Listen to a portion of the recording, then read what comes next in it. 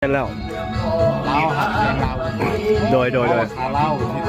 เรา เห็นบอกบิลลี่ยังบอกภาษาลาวอยู่ตลอดอยู่แต่ว่า I try to throw some Laos in there friends โอเคผู้ใด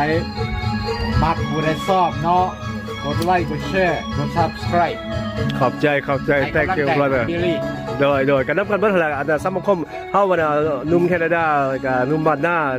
คณะดนตรีเฮาอยู่ในออนแทรีโอแคนาดาเฮานี่ เอา นะค บ่ รับ ได้ที่ว่าที่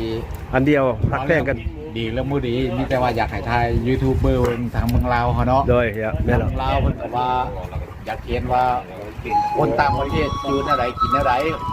การที่ว่าเข้าหากันแนวไหนแต่เมื่อนี้สกอตเขาสิบอกเลยว่าก็เดินทางมา2 ชั่วโมงคือมาเมืองใหญ่ สกอต